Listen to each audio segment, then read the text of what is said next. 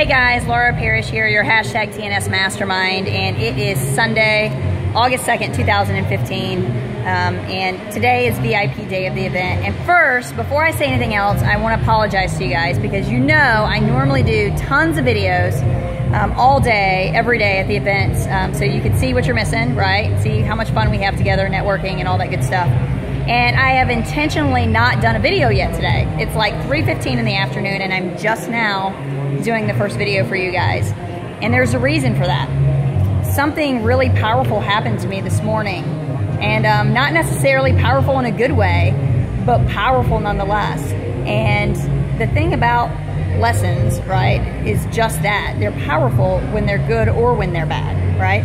So what I'd like for you guys to do, if I may have some of your time today, this afternoon, is grab a drink or something, you know, a snack, and just sit down and sit back and push pause first, grab a drink, grab a snack, and sit down and listen to this, because this isn't gonna be one of my 2 or 3 minute videos where I'm just updating you on what's going on here at the event. I have a story to tell you. Actually, I have 2 stories to tell you, and I think that they're really going to open your eyes and open your heart to something that I talk about a lot, but I talk about it in a different way than I'm gonna talk about it today, okay? Push pause. Jeopardy theme. Okay, are you back? Cool. All right, so I first want to tell you a story about an 11-year-old boy who back earlier this year in April of 2015, and this happened in Florida. He had got home. I'm not sure if he had gotten home from school. I think he got home from school. Anyway, his parents hadn't made it home yet, and this was in the national news, so I don't know, you may know the story, you may not, but I looked up on the internet the details to make sure I was telling you exactly what happened correctly, right, properly. So an 11-year-old boy gets home from school, his parents aren't home yet, and he doesn't have a house key. So he decides just to hang out. You know, he's 11 years old, he's old enough, right? And also in Florida, there is no minimum age that you can leave children home by themselves. So he decides just to hang out at his house until his parents get there and play basketball, because they have a basketball goal there at their house. So he grabs his basketball, and for about 90 minutes, he played ball. Well, a neighbor decided to call the police, and the police came. And because he was home alone, when the parents did show up, he was home alone for about 90 minutes, they arrested the parents. And they charged them with felony negligence, right, neglect of their child, because he was at home by himself, unsupervised, for 90 minutes, 11 years old. And what came of this is these people had to go to court. Obviously, they were convicted. They not only took the 11-year-old away immediately, they also took the 4-year-old away, placed the children in a foster home, originally with another relative, but didn't want to take care of them. So the kids ended up in foster homes, right? And then they had to go for criminal charges, and they pled not guilty. And the 11-year-old boy said, "Can I please talk to the judge?" And he went in and talked to the judge by himself, no lawyers, no nothing, and was like, "This is ridiculous. I'm 11 years old. I was minding my business, playing basketball in my own house. I was fine. And this situation is ridiculous, right?" And so the judge came out with the boy, and the judge says, if you will admit that you shouldn't have left him home unattended, 11 years old, that it wasn't right, then we'll give him back to you, type of thing. And you got to go to parenting classes, right? Now, does that sound crazy to you? Like, does that sound crazy to you? And I'm not debating. I'm not here to say that what happened was right or what happened was wrong. I can tell you that my opinion is this. If that's the way things are supposed to be, I think my parents and probably every other person's parents my age and older would be in jail. Because when I was growing up, when you got up in the morning, it was like, get some breakfast, go in the neighborhood, play with your friends, come back at dinner time, right? You were out in the neighborhood, hanging out with your friends and doing things all day long, unattended. And I get that today, in this day and age, things are different. It's scarier. People like come to your house and steal your kids from you, But they were claiming that he didn't have water to drink or food to eat or shelter if he needed to go to the bathroom. All of which is untrue, because they proved there was like a shed on the property and there was running water and a hose, all that stuff, right? But here's my point. The neighbor that decided to call the police had another option, didn't they? Instead of calling the police and saying, hey, this 11-year-old boy is playing basketball, minding his own business in his backyard, and we think that you guys should come do something about it. If those neighbors were really concerned about the welfare of that boy, you know, and really concerned and just, you know, didn't want him to be alone and make sure he was okay and not create a situation that was completely unnecessary, you know, they could have come out and said, hey, if you get tired of playing ball, or if you want to come hang out in the house, you know, on the couch, if you want a snack or something to drink, need to go to the bathroom, just come on over, right? That could have been the choice that they made.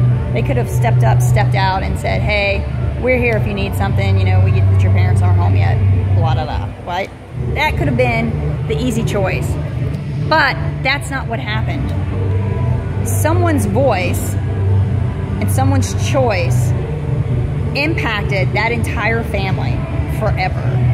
They lost their kids for 30 days at least to a relative that didn't want them in the first place, and then to foster care. It was emotionally traumatic, all over an 11-year-old playing basketball in their own backyard, minding their own business, right? And the point of this is that your voice, hi, that's Anna, new is the $1 million ring earner, right? Cool. So the point of this is that your voice has the power to impact and change people's lives, right? And this is why this is so important today. This video is so important and so long, because something really powerful happened this morning. Because all the time I tell you guys, right, whether you're in Empower Network or whether you're not, whether you're thinking about joining or whatever the case may be, that everything that you do in life, everything that you say, every person that hears you, that sees you, you have an impact on. You touch, you affect, you influence. And normally when I talk about this, I'm talking about it in a positive way. I'm speaking belief into you guys and inspiration into you and saying, hey, you have the power to change this world, because you truly do. With what you do, what you say, you can be an inspiration to someone, a motivator to someone, right? You literally have the power to change someone's life with your voice, really. So I wanted to bring that story to you first about the boy in Florida back in April and what happened with him and his family, because someone made a choice and used their voice in a way that probably wasn't the best, right? Which leads me to a more personal story of what happened to me this morning. And it's pretty powerful, and honestly I was a little bit upset at first, right? But then I had to remember something that I learned a long time ago, which is no one can ruin your day without your permission, which is completely true. And that other people's opinions of you aren't your business, which is completely true, right? But it goes to show the power of the story I just told you in the same way, and how you can literally lift someone and positively inspire and change their life, and you can also destroy someone. Now, fortunately, I'm strong in my sobriety. So what happened this morning, it's okay, it didn't affect me. But had it been someone who was maybe newer in sobriety, or was on the edge of maybe drinking again, for those of you who don't know, obviously, I'm a recovering alcoholic. I've been sober for over 4 years. This could have been very detrimental to them. This could have led them to drink. So you say, what is it, Laura? What happened? Okay, so here's what happened. Last night we had our amazing invite-only iPass Black Party, Empower Network, you know, great time.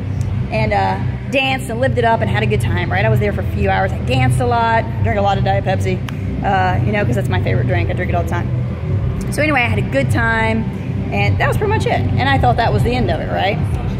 So this morning, when I got up and was getting ready to, you know, take a shower for my makeup lady to come, right? Mo, shout out to Mo. She does the best makeup ever, right? So anyway, I got out of bed this morning and I went to get in the shower for my makeup lady to come do my makeup. And I decided to check my messages first, my Facebook messages and my Facebook fan page messages. And I had a message on my fan page this morning from someone who is actually in Empower Network, or iPass, one of the two. I'm not sure, maybe they're in both, I don't know, right? And it's somebody I don't know, and I'm not gonna disclose their name because it doesn't matter. If they're watching this, they know who they are, okay? And I've already responded anyway. But there's a powerful story behind it, so I wanted to share this. So this message basically said, I don't know if I should send you this or not send you this because it may alienate you, but I feel really powerful to send it.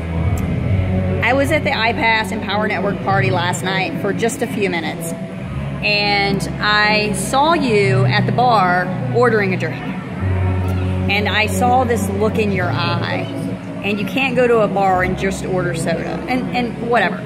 Anyway, the message was much longer than that, and I just skipped it. And I scrolled to the bottom, and I didn't read anymore. I read more later, probably a couple hours later, I read the rest of the message.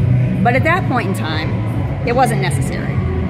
Because the fact of the matter is that anything that that person said after they made the statement of, I saw you order a drink at the bar, right, was an untrue statement. Because that statement was untrue. So anything that came after that was untrue, right? And so I responded, you know, and I tend to think I'm a caring person, and even though I was pretty not happy about it, I had to respond, and I had to say, hey, you know, I appreciate you reaching out, but what you saw is not what you think you saw. I had 4 Diet Pepsis, right, and that's all I had, and if you would have actually watched my drink being made, you would have seen ice and Diet Pepsi, and that's it. And pretty much that's it, right? And that I was upset at the fact that if you really felt that way, because, you know, he had said that, you know, he's seen me do videos and how I talk about my sobriety. It was almost like he was saying I'm sober, but I'm not living a sober lifestyle type of thing, right? And that I shouldn't do that, whatever. And I said, it's kind of upsetting to me that you would see me standing in a bar and make an assumption that is untrue.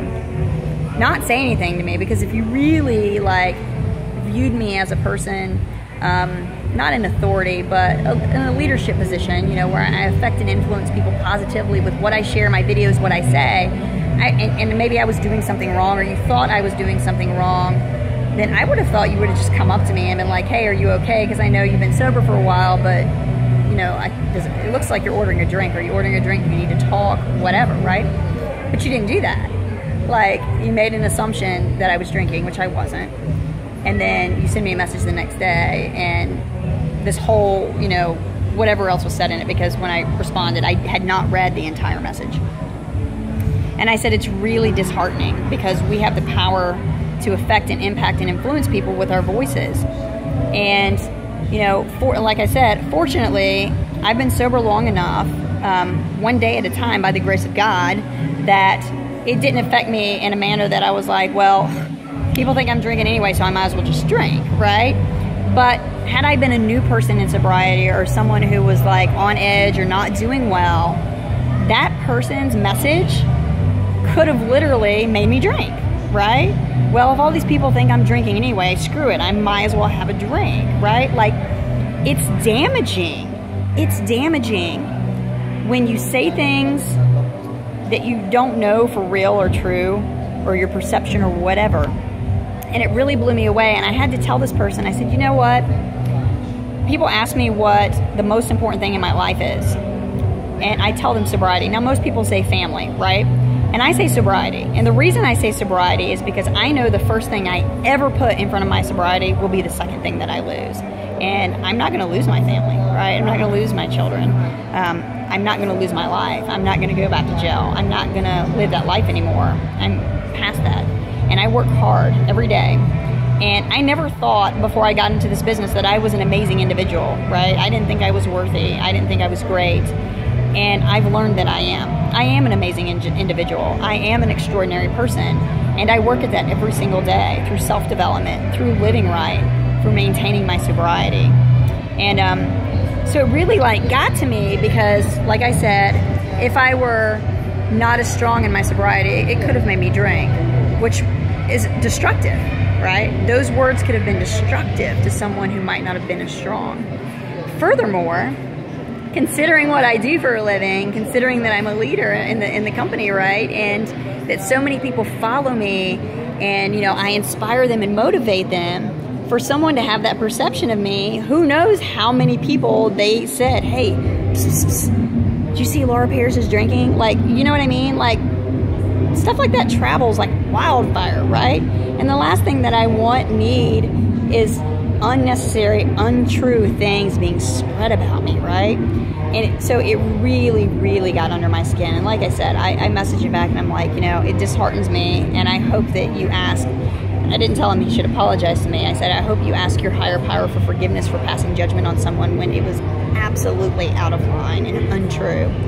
and so on and so forth. And you know, I'm actually very conscious when I go out and have a good time, you know, because I want, like when I sit my drink down to go dance, I have a friend somewhere close by that watches it, because I would never want to pick up the wrong drink, because then that could be bad, right? And as a matter of fact, last night I had set my empty cup down. I had a straw and some ice in it on a trash can, and walked away for a second. When I went back, there was another empty cup, so there was two. And I asked my two girls, Vicky and Christina, who were with me, I was like, which one was mine, because I don't want to take the wrong one. And they were like, oh, the tall glass one, not the straw. I was like, are you sure? Hand it to them, let them smell it, right? And they were like, yeah, this is it. And I was like, cool.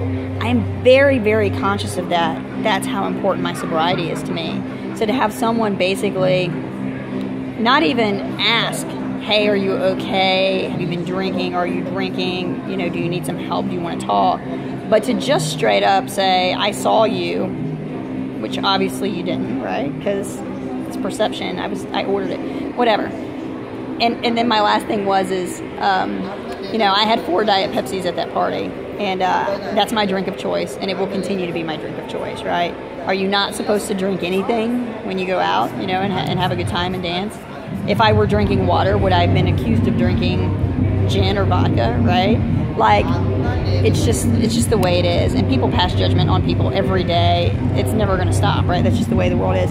But anyway, the point is, I wanted to share those 2 powerful stories. The one about the boy in Florida back in April of this year, and then what happened to me this morning. Because, like I said, I always tell you guys that you truly have the power to change people's lives with what you say, believing in them, because people take what you say to heart, right? And so this is showing proof that on the opposite end of that, if you say something negative or hurtful, especially if it's not true, to someone, you could literally destroy their life.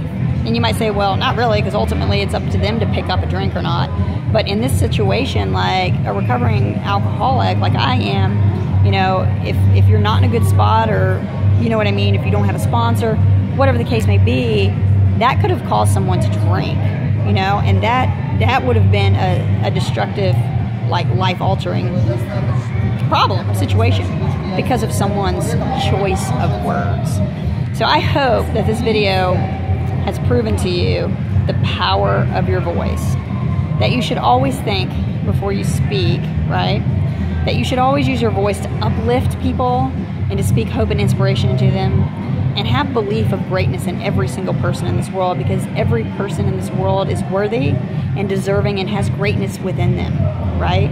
And if you see something that you think might be off with someone, no matter what it is, but obviously I used a specific example of what happened to me this morning, don't pass judgment and make assumption that someone's doing something wrong, right?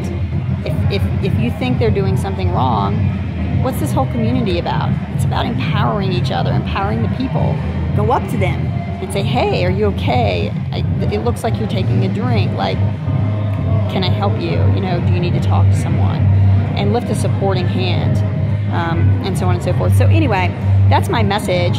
Like I said, I hadn't done a video yet today, because I really wanted to wait until I could have some time to do that and talk about all that with you, because that's the first thing that happened to me this morning. I woke up and I got that, and I was like, whoa, like, that didn't happen, right? So I didn't want to do a video and not talk about that and just skip over it and then come back to it later in the day. So I just waited until I had a good, you know, about 20 minutes to sit down and talk to you guys and tell you the true magnitude that your voice has and the impact that it has on other people's lives, right? Choose your words wisely, okay? Believe in people, believe in yourself, lift and inspire and empower and motivate, right? Because you will change the world one person at a time, I can promise you. I love you, folks. I'm going to get back into the VIP session, and we'll talk to you later this afternoon. Bye-bye.